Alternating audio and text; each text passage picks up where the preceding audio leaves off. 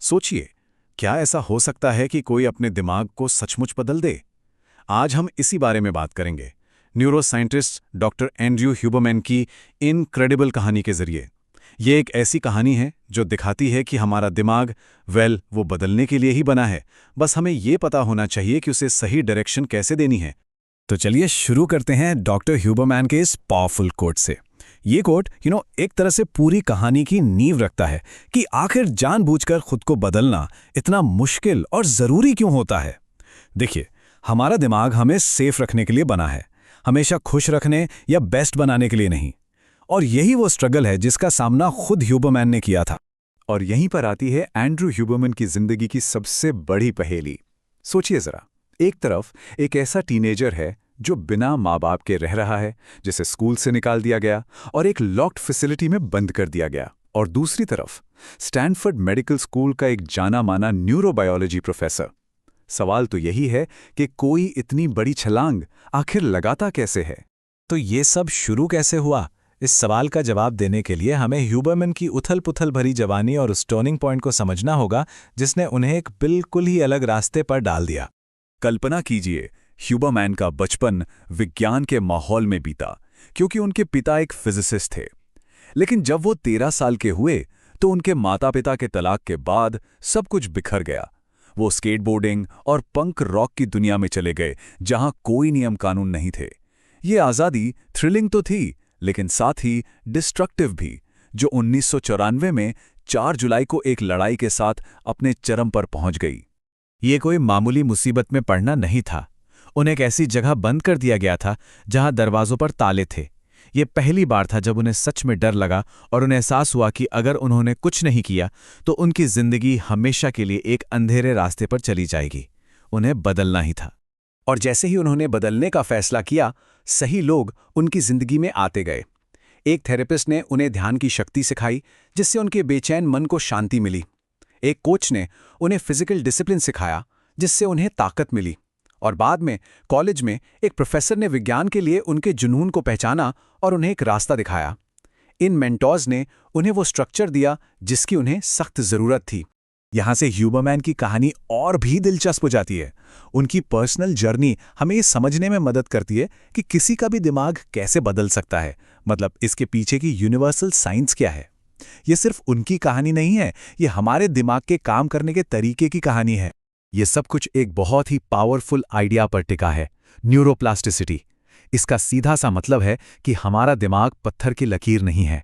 ये अपने एक्सपीरियंसेस के आधार पर खुद को रिवायर कर सकता है। हमारा दिमाग बदलने के लिए ही डिज़ाइन किया गया है। तो सवाल यह है कि एक अडल्ट के तौर पर हम अपने दिमाग को बदलते कैसे हैं। ह्यूबरमैन इसे 2 सिंपल स्टेप्स में समझाते हैं। पहला है इंटेंस फोकस। इसे ऐसे समझिए जैसे आप बगीचे में बीज बो रहे हैं। आपको उस काम पर जो आप सीखना चाहते हैं पूरी तरह से कॉन्सेंट्रेट करना होगा। और दूसरा स्टेप वो है डीप रेस्ट, मतलब गहरी नींद या आराम। ये वो टाइम है जब आप उस बीज को पानी देते हैं।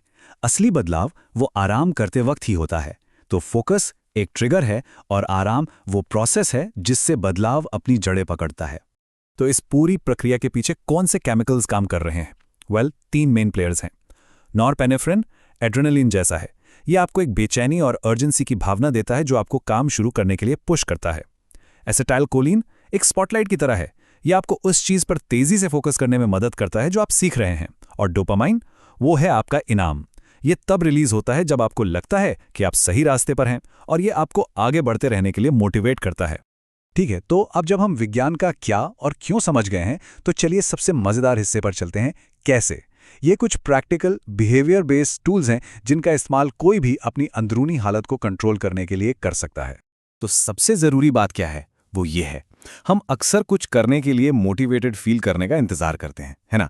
लेकिन न्यूरोसाइंस कहता है कि ये उल्टा काम करता है। पहले काम करें और मूड और मोटिवेशन बाद में आएंगे। हमारा बिहेवियर हमारी इंटरनल स्टेट का कंट्रोल पैनल है, ना कि उसका नतीजा। और यहाँ 2 पावरफुल टूल्स हैं जिन्हें अभी आजमाया जा सकता है। अगर कभी एनर्जी लो लगे तो 25 से 30 गहरी सांसें लेने की कोशिश करें। ये आपके सिस्टम में एड्रेनलिन रिलीज करता है जो आपको काम करने के लिए तैयार करता है। और अगर आप ओवरवेल्म्ड या स्ट्रेस्ड महसूस कर रहे हैं तो फिजियोलॉजिकल साई का इस्तेमाल करें। अपनी नाक से 2 तेज सांसें अंदर लें और फिर अपने मुंह से धीरे धीरे बाहर छोड़ें। आपको तुरंत फर्क महसूस होगा। ये एक और सिंपल लेकिन बहुत गहरा नियम है। हमारी आंखें सिर्फ देखती नहीं हैं, वो हमारे दिमाग को बताती हैं कि किस पर ध्यान देना है। अगली बार जब भी डिस्ट्रैक्टेड महसूस करें तो बस अपनी आंखों को उस एक चीज पर फोकस करें जिस पर आप काम करना चाहते हैं, जैसे आपकी कंप्यूटर स्क्रीन या किताब का एक पन्ना।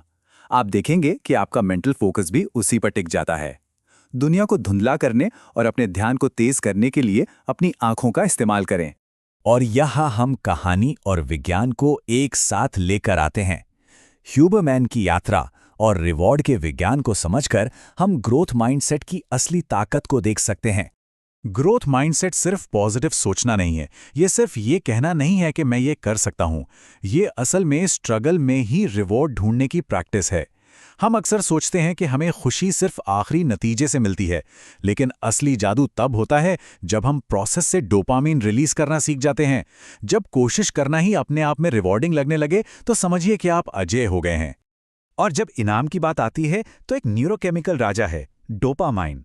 ये मुश्किलों से गुजरने के लिए सबसे जरूरी केमिकल है, क्योंकि ये दिमाग के हार मान लो वाले सिग्नल को केमिकली दबा देता है। जब आप किसी छोटे से माइलस्टोन पर पहुंचने पर खुद को शाबाशी देते हैं तो डोपामाइन आपको आगे बढ़ने के लिए फ्यूल देता है। तो सबसे बड़ा सबक क्या है? वो ये है, बदलाव के लिए सबसे पावरफुल फ्यूल अंदर से आता है। जब हम प्रोसेस को रिवॉर्ड करना सीख जाते हैं, जब हम बाहरी इनामों पर निर्भर रहते हैं जैसे तारीफ या पैसा, तो हमारी प्रेरणा कमजोर हो जाती है।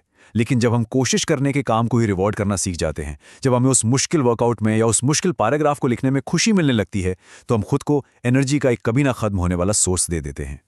आखिर में ह्यूबरमैन की कहानी और ये विज्ञान हमें एक साफ संदेश देते हैं। हम सब में अपने हार्डवेयर को रीवायर करने की क्षमता है। हमारा दिमाग चुपचाप बदलने का इंतजार नहीं कर रहा, वो निर्देशों का इंतजार कर रहा है। तो सवाल ये है, आप इसे क्या करने का निर्देश देंगे?